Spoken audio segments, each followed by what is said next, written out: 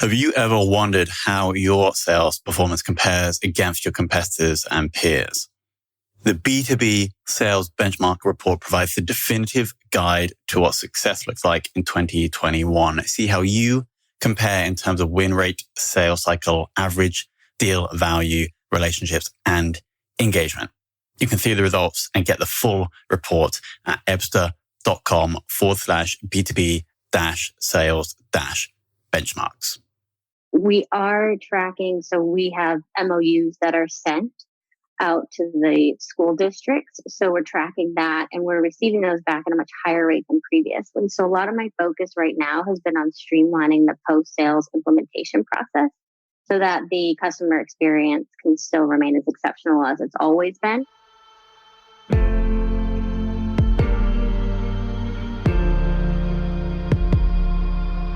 This is Sales Ops Demystified, the number one most downloaded podcast in sales operations. We invite the brightest minds in sales ops onto the show to deconstruct the what, why, and how behind rep productivity, forecasting, metrics, and all things revenue. This podcast is brought to you by Ebster, a revenue intelligence platform used to identify risk in the pipeline and score customer engagement, and is sponsored by the Global Sales Operations Association and the UK Revenue Operations Network.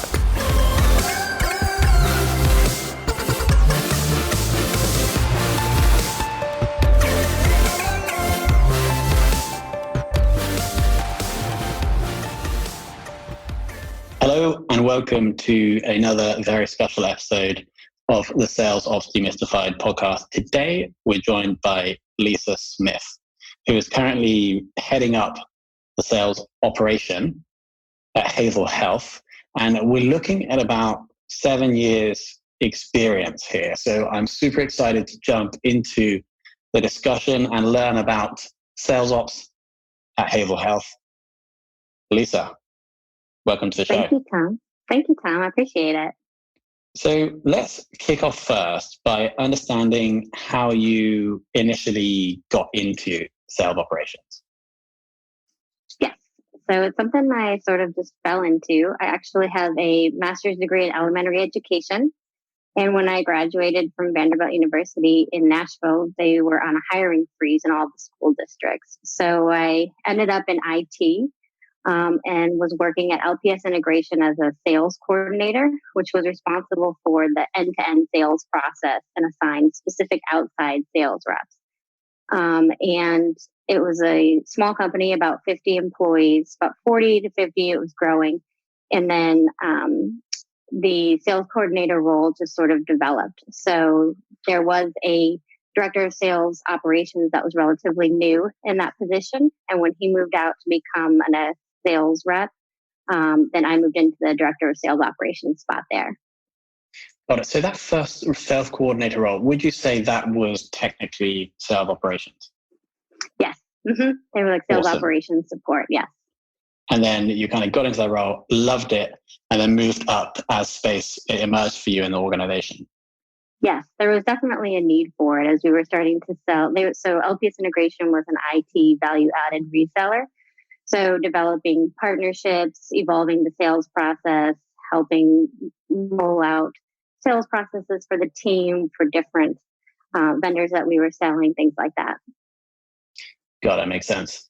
And then if we zoom into today, just to give the audience some kind of context, what is the number of reps that you're working with, and then also the size of the operations team supporting them? Yeah, so we have 9 sales reps at Hazel Health today. There's about 50 employees. And I have always just been a sales operations team of 1. Oh, the Lone Ranger. Yes. And when do you think, how many reps do you think you would need to bring someone on into your team?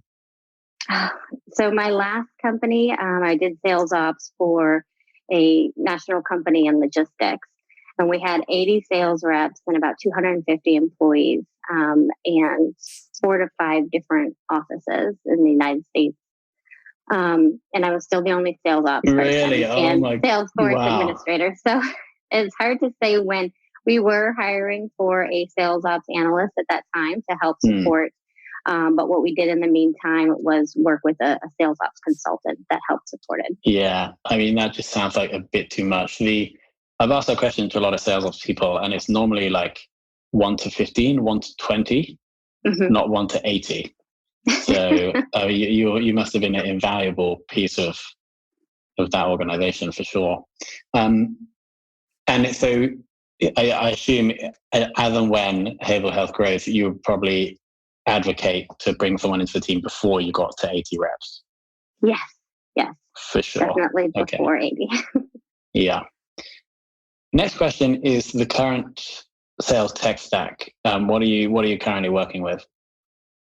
Yes. So as a team of about 50 employees, it's a smaller tech stack, but we do have some really valuable tools. So we've had Salesforce for almost a year now. We use Outreach. We use HubSpot. And then the most recent one that I'm integrating is a project management tool for the post-sales implementation process, which is called Cloud Coach. Got it. Okay. So reasonably lean. That'll make sense. In the past few months, I assume you guys have been going more remote. What have the challenges been around that? So a lot of Hazel Health has already worked remote, but this is still different because we're not able to go into the schools like we used to. So the pandemic has really affected Hazel Health, which provides telehealth services in school districts to students in low socioeconomic school districts. So the sales model has changed, and we've actually experienced some rapid growth because the need for telehealth has grown. Some of those challenges would just include schools not knowing what they're doing. So our sales team has multiple directions in which they can go for the sales process because the schools aren't starting like they used to, and we offer telehealth in schools. So kind of navigating that and how that affects our sales process. We've had to update and make changes to our sales process. And then as a company, just making the extra effort to build those relationships because we've added about 15 to 20 employees just since March. So, and those employees usually would go to the headquarters office in California and meet some of the rest of the team, but we're not doing that right now. So just making the extra effort to build relationships and have that chit chat via Zoom that you might normally have in an office or otherwise. Yeah, exactly. What are the changes that you have made to the sales process, if you don't mind sharing? So the sales process used to be that the schools would pay for our solution, but because of COVID-19, a lot of the restrictions around telehealth have been lifted or changed. So we can actually sell into more states now than we used to be able to. And we also no longer charge the school district. So we're able to bill Medicaid or commercial insurance directly. So it changes the sales process pretty drastically when what the sales reps are selling is at no cost to who they're prospecting to. So we needed to cut out some of those things like negotiation and some of those typical sales steps that you have. We needed to cut out to reflect our changed sales process. We also needed to pivot, and we offer an at-school solution, which is the telehealth at school, and it's facilitated by the school nurse. Since a lot of schools are staying remote or offering remote options, our engineering team was able to come up with an at-home option so that students can have access to healthcare at home as well.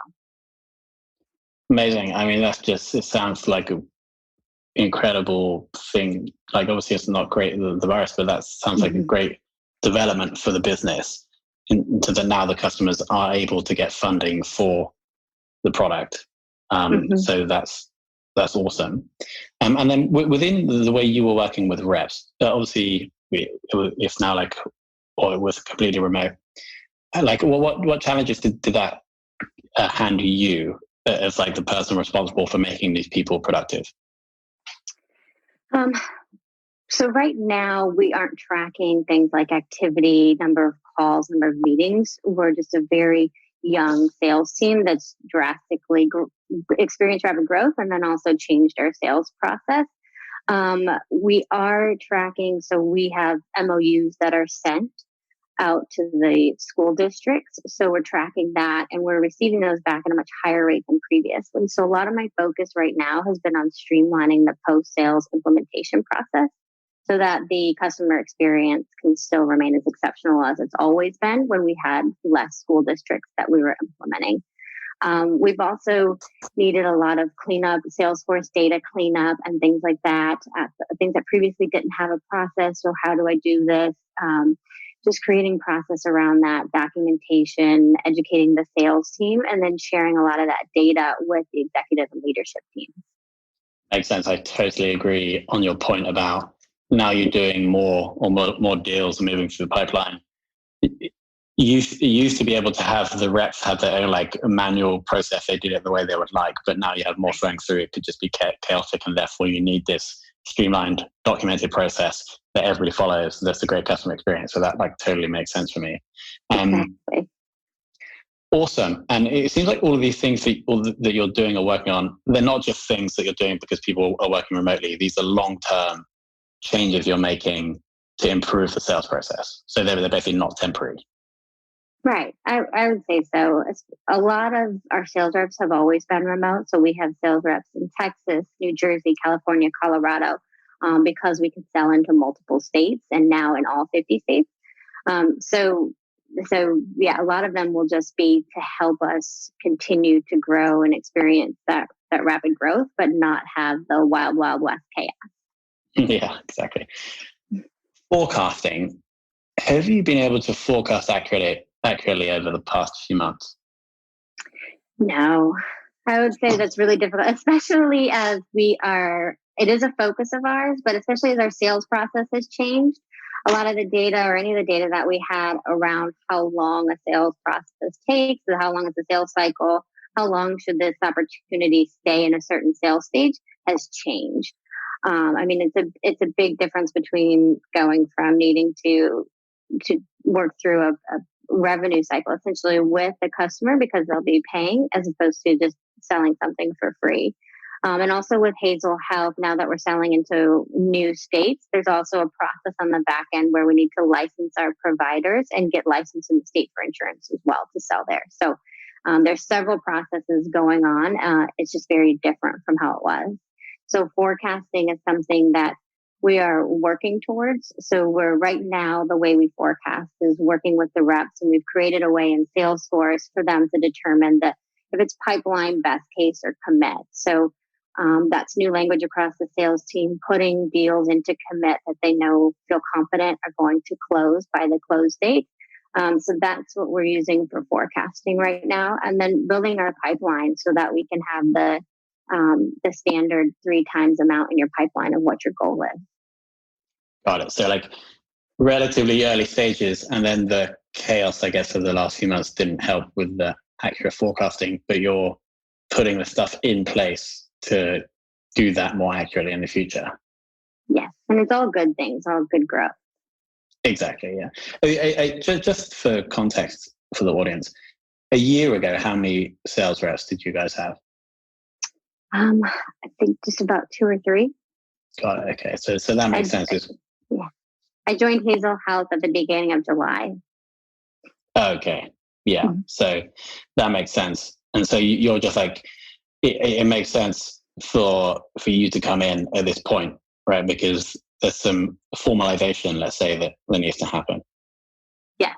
So exactly. Throughout my career, I've come in at different points in a company's life cycle, and sometimes much later than Hazel Health. But Hazel Health seems they're very forward thinking and recognize the need for sales operations. Yeah, I think more and more businesses are recognizing the need. It's almost like this, people are just starting to come around to why it's important to have someone who is like guiding or helping the main revenue driver of the business. Mm-hmm. And I think just wanting those insights into data that, you've got the sales team that's focused on selling. You usually have an engineering or development team that's focused on the product. So somebody who's able to put a lot of those data points together and provide a bigger picture.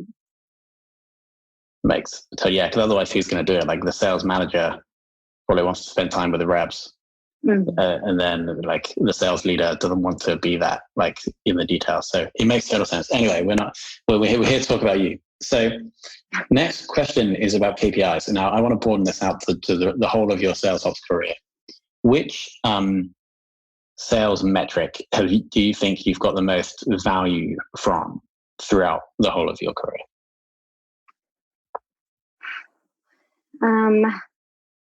Good question, because I've had different companies focus on activity, but activity doesn't,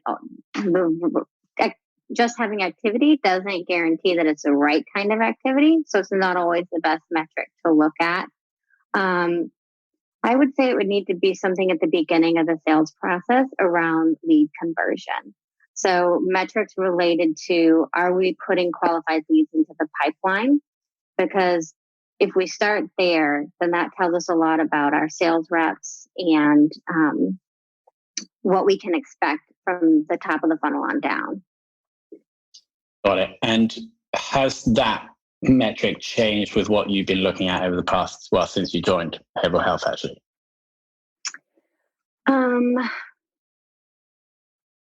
Yes, it has. We have not been putting in as many new leads lately, but we have been converting more leads that are in our system just due to being able to sell much easier and also open up into more states.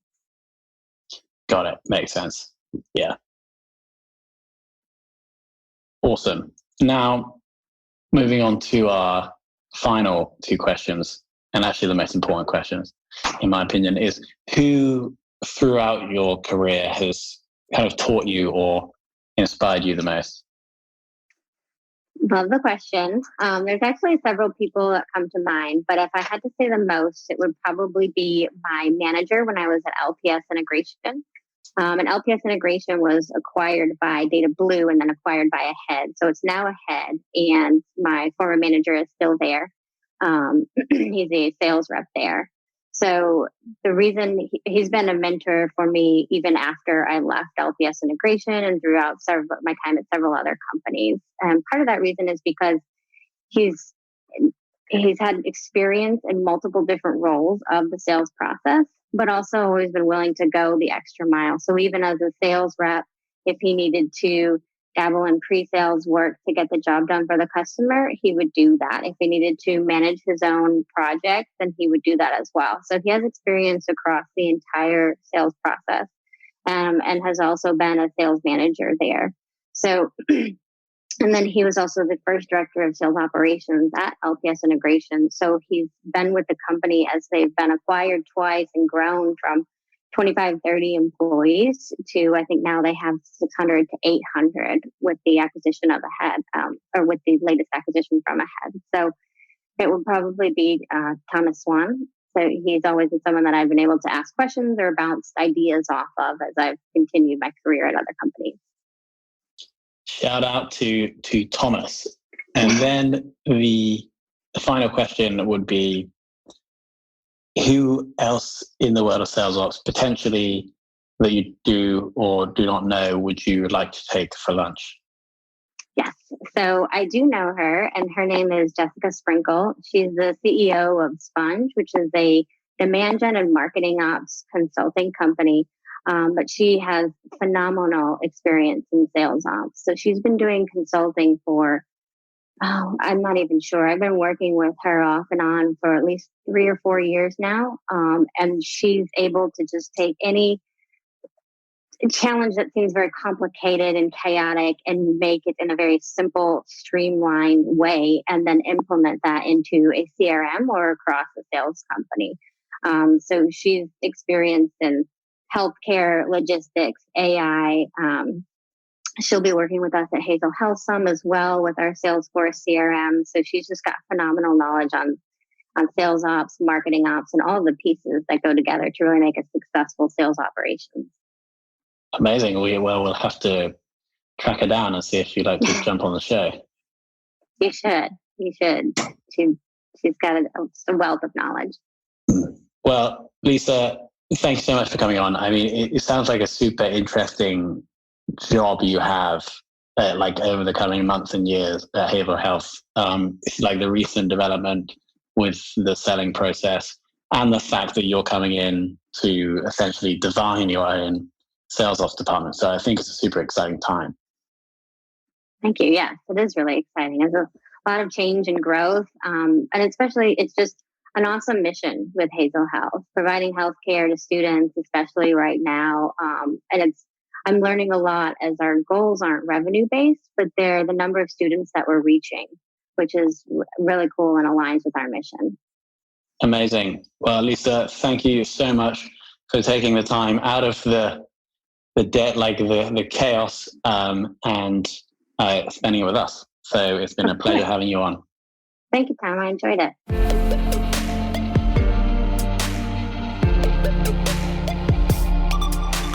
Thank you for listening to this episode of the Sales Ops Demystified podcast. If you are listening on a podcast listening application, then please subscribe, rate, and review.